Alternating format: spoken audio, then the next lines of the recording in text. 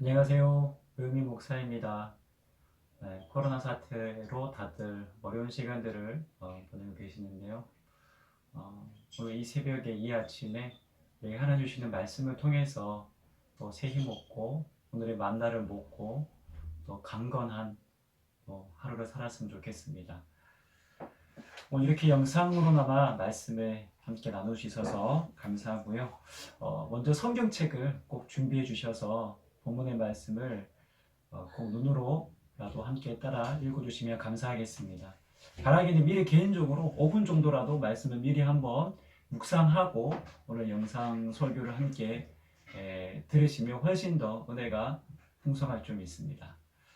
그럼 제가 오늘 본문 말씀 신명기 8장 1절에서 10절까지 말씀인데요. 네, 한번 천천히 제가 말씀을 읽어보겠습니다. 내가 오늘 명하는 모든 명령을 너희는 지켜 행하라. 그리하면 너희가 살고 번성하고 여호와께서 너희의 조상들에게 맹세하신 땅에 들어가서 그것을 차지하리라. 내 하나님 여호와께서 이 40년 동안에 내게 광야 길을 걷게 하신 것을 기억하라. 이는 너를 낮추시며 너를 시험하사 내 마음이 어떠한지 그 명령을 지키는지 지키지 않는지 알려 하심이라. 너를 낮추시며 너를 줄이게 하시며 또 너도 알지 못하며 내 조상들도 알지 못하던 만나를 내게 먹이신 것은 사람이 떡으로만 사는 것이 아니요 여호와 입에서 나오는 모든 말씀으로 사는 줄을 내가 알게 하려 하심이라. 이 40년 동안에 내 의복이 헤어지지 아니하였고 내 발이 부르트지 아니하였느니라. 너는 사람이 그 아들을 징계함 같이 내 하나님 여호와께서 너를 징계하시는 줄 마음에 생각하고 내 하나님 여호와의 명령을 지켜 그의 길을 따라가며 그를 경외할지니라. 내 하나님 여호와께서 너를 아름다운 땅에 이르게 하시나니 그곳은 골짜기든지 산지든지 시내와 분천과 샘이 흐르고 밀과 보리의 소산지요 포도와 무화과와 석류와 감람나무와 꿀의 소산지라. 네가 먹을 것에 모자람이 없고 내가 아무 부족함이 없는 땅이며 그 땅에 돌은 철이요 산에서는 동을 캘 것이며 그렇게 캘 것이라. 네가 먹어서 배부르고 내 하나님 여호와께서 옥토를 내게 주셨으므로 말미암아 그를 찬송하리라. 아멘. 네, 신명기는 모세가 광야 1세대들에게 전하고 있는 설교입니다. 이제 곧 가나안 땅 입성을 앞에 두고 있는 시점에 가나안 땅과 근접해 있는 이 모압 평지라는 곳에서 모세가 마치 유언과도 같이 전하고 있는 내용이죠. 마지막 당부의 메시지입니다. 그래서 신명기를 보시면 그 신명기 모세의 설교에는 간절함과 애절함이 그 메시지의 간곡함, 그 하나님의 그 어떤 주시고자 하는 그 마음들이 모세에게도 동일하게 묻어 있습니다. 오늘 본문 1절 말씀도 그런데요. 한번 1절 말씀 보시면 내가 오늘 명하는 모든 명령을 너희는 지켜 행하라. 그리하면 너희가 살고 번성하고 여호와께서 너희 조상들에게 맹세하신 땅에 들어가서 그것을 차지하리라. 여기서 말하는 모든 명령은 바로 앞장에서 얘기했던 모든 그 가나안 땅의 우상들을 멸절하라는 것입니다. 그렇지 않지 않으면 그것들이 너희들에게 있어서 올무가 되고 가시가 된다라는 말씀이죠. 더 나아가서 여기서 말하는 모든 명령은 무엇입니까? 신명기 처음부터 마지막까지 강조하고 있는 바로 하나님의 율례, 계명, 하나님의 말씀입니다. 그 말씀을 지켜 행하라는 것입니다. 이 모든 명령, 이 하나님의 말씀을 지켜 행할 때만이 너희들이 살 길이고 번성할 길이고 더 나아가서 너희가 앞으로 차지할 그 땅을 차지할 수 있는 유일한 비결이다라고 이렇게 말하고 있는 것입니다. 모세는 이렇게 1절에서 모든 명령을 지키고 행해야 너희들이 살 수 있다라는 이 핵심 내용을 먼저 말하고 나서 이 큰 주제 안에서 과거와 미래에 앞으로 있을 미래를 바로 비교하며 대조하며 다시금 그 말씀을 지켜 행할 것에 대해서 설득하고 있습니다. 그래서 이 비교가 바로 과거와 미래의 사건을 대조하고 있는데요. 과거는 언제입니까? 바로 광야 40년의 때를 말하고 있습니다. 2절에 보시면 내 하나님 여호와께서 이 40년 동안에 내게 광야 길을 걷게 하신 것을 기억하라 라고 되어 있습니다. 여러분 광야는요. 우리가 잘 아시다시피 메마르고 척박한 땅입니다. 때로는 독충과 정갈이 있고 뜨거운 태양이 장렬하는 위험한 곳이 바로 광야입니다. 사람이 며칠도 버티기 어려운, 살기 힘든 땅이 광야입니다. 그러나 그곳에서 이스라엘 백성들은 무려 40년이라는 시간을 보냈습니다. 그것도 수백만 명이 되는 큰 무리가. 광야에서 죽은 사람도 있지만 민수기에 나오는 인구조사를 봤을 때 수적으로 큰 변동사항이 없었습니다. 무슨 말이냐면 광야에서 하나님이 이스라엘을 먹고 마시고 그들을 구름기둥, 불기둥으로 하나님이 지키시고 보호하셨다라는 것입니다. 하나님의 도우심 아니고서는 도저히 그들이 광야에서 단 며칠도 버틸 수 없었는데 하나님의 그 세심한 손길로 그들이 40년의 광야 생활을 하게 되었다라는 것입니다. 그 은혜를 기억하라라는 것입니다. 그런데 이 하나님이 광야길을 걷게 하신 이유를 모세는 또한 이렇게 말합니다. 2절에 보시면 이는 너를 낮추시며 라고 되어 있습니다. 하나님이 만약에 이스라엘 백성들에게 바로 가나안 땅에 들어가게 하셨다라고 한번 생각해 봅시다. 젖과 꿀이 흐르는 기름진 땅, 농사가 가능하고 목축업이 가능한 마실물이 풍부한 그 가나안 땅. 만약 이 광야를 경험하지 않은 채 바로 이스라엘 백성들이 가나안 땅에 들어갔다면 그곳에서 주어지는 모든 풍요를 아마 그들은 당연한 것으로 어쩌면 생각할 수도 있었습니다. 혹은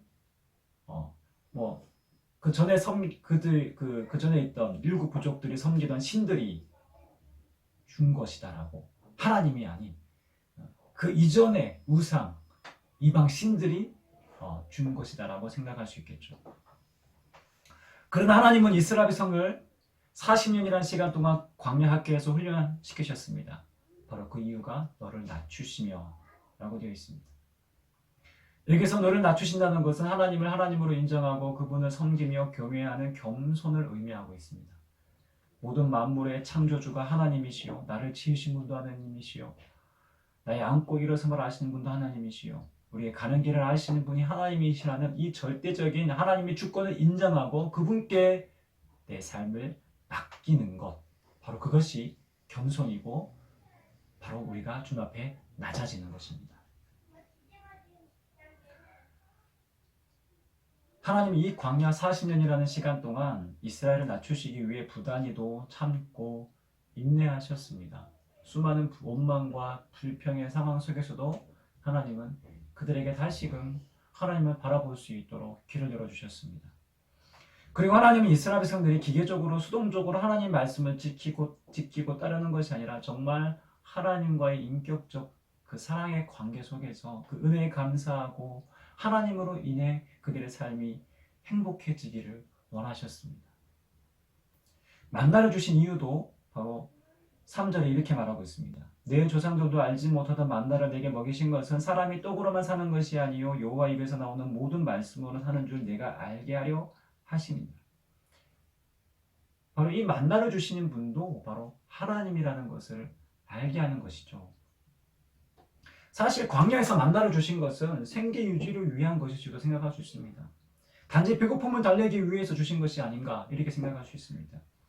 네, 하나님은 그것만이 이유가 아니라고 합니다. 더 큰 이유가 바로 하나님을 기억하게 하기 위한 것입니다. 이 만나를 주신 분이 여호와 하나님이다라는 것을. 그래서 하나님의 백성은 단지 너희들이 먹는 육신적인 어떤 떡으로만 사는 존재가 아니라 너희는 하나님으로 살 수 있는 존재야. 하나님의 말씀을 먹어야 그분과 인격적 관계 안에 거해야 우리가 살아갈 수 있다는 것을 친히 가르쳐 주신 것이죠. 마태복음 4장에서도 예수님이 사단에게 시험을 당하신 장면이 나옵니다. 40일 금식을 하신 이후에 예수님이 얼마나 굶주렸겠습니까? 예수님은 육신의 몸을 이 땅에 입고 오셨기 때문에 40일 금식 이후에 모든 것이 진짜 이렇게 음식으로 보였지 않았을까요? 그때 사단이 만약 네가 하나님의 아들이라면 이 돌들로 떡으로 만들어 보아라라고 유혹합니다. 시험합니다. 그때 예수님이 하신 말씀이 신명기 8장 3절의 말씀인데요. 바로 사람이 떡으로만 살 것이 아니요 하나님의 입으로부터 나오는 모든 말씀으로 살 것이니라 라고 그렇게 사단에게 대적하셨습니다. 사단의 유혹은 내 힘으로 쉽게 떡을 만들어 모아라. 너 그렇게 할 수 있지 않느냐라고 유혹한 것인데 예수님은 그 유혹을 말씀으로 예수님조차도 전적으로 하나님의 말씀을 의존하시고 그 하나님 말씀만이 살 길이다라는 것을 우리에게 모범적으로 보여주셨습니다. 세상은 오늘 먹고 사는 문제가 전부다라고 말합니다. 영적인 것, 영원한 것, 진리에 대한 것은 하나의 종교적인 것으로 치부합니다. 하나님이 이스라엘 백성을 광야에서 만나를 먹이신 것은 단순한 생계 유지가 아니라 더 큰 목적이 있습니다. 바로 우리는 하나님으로부터 오는 말씀으로 그 하나님으로 사는 존재다라는 것을 우리에게 가르쳐 주신 것입니다. 그것을 기억하라는 데 있습니다. 그렇다면 이 땅에 먹고 마시는 문제, 우리의 생계 유지 중요하지 않은 것이 아닙니다. 그것 또한 중요합니다. 그러나 더 중요한 것은 바로 하나님이 그 모든 것을 우리에게 공급하시는 분이다라는 것을 기억하는 데 있습니다. 즉 우리는 오직 하나님 말씀을 믿고 따를 때, 그분의 말씀에 순종하고 그분을 신뢰할 때 내 육신도 내 영혼도 온전해질 수 있다는 것입니다. 그래서 우리는 매일 내리는 만나를 통해서 하나님의 신실한 공급하심, 그분의 그 신실한 사랑을 기억하고 진정 하나님의 말씀이 생명이요 인생길에서 의지할 분은 오직 하나님이라는 것을 우리는 깨달아야 합니다. 그래서 우리가 만나는 광야의 때도 그때도 우리는 내 힘만으로는 살 수 없다는 사실을 기억하고 하나님 앞에 더욱 겸손히 엎드리며 주님을 의지하며 나아가야 합니다. 그 가운데서도 나를 새롭게 빚어가시는 그분의 손길에 나를 맡기고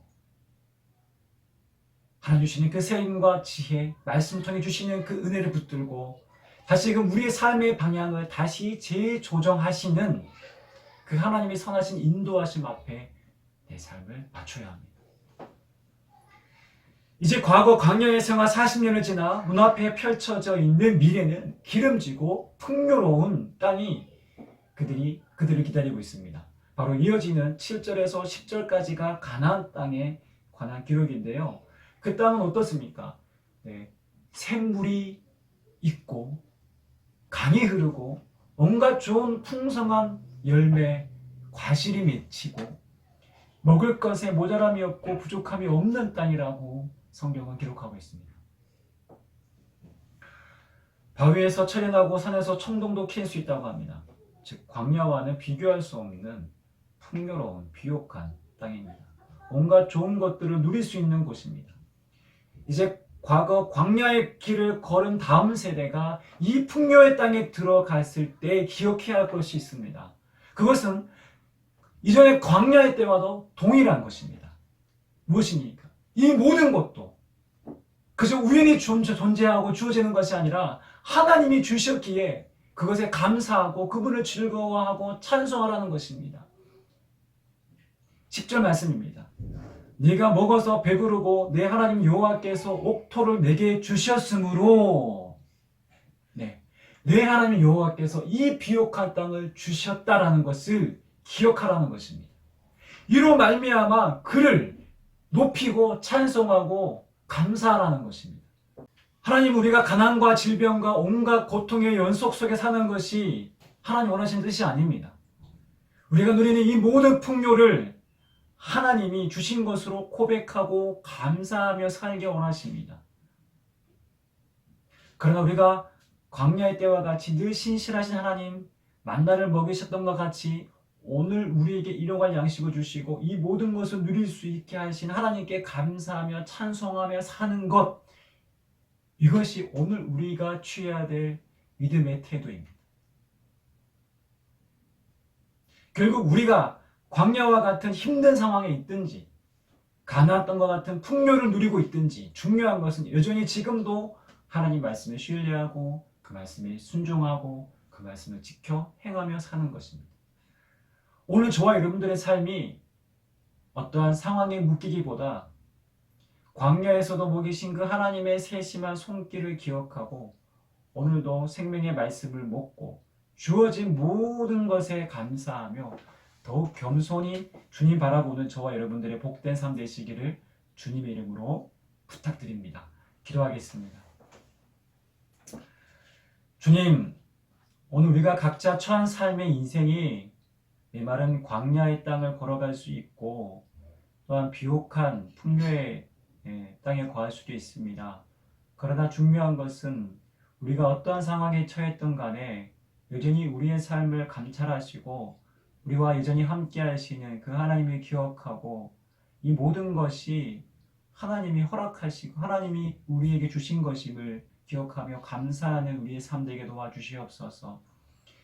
우리가 궁핍할 때 하나님 늘 채우시고 공급하시는 그 하나님의 은혜를 바라보게 하시고 우리가 부유할 때 교만하지 아니하고 더욱 겸손히 주님의 뜻에 합당하게 우리가 낮추어서 우리 몸을 낮추어서 참된 섬김의 삶을 감당할 수 있는 저희들 되게 도와주시옵소서. 오늘도 우리에게 하나님 이 생명에 주신 말씀을 통하여서 이 말씀을 삶의 이종표로 삶아 우리의 생각과 우리의 인간적인 방법과 계획 내려놓고 우리 주님의 뜻 가운데 순종하며 나아가는 복된 걸음 되게 도와주옵소서. 감사하며 예수님의 이름으로 기도합니다. 아멘.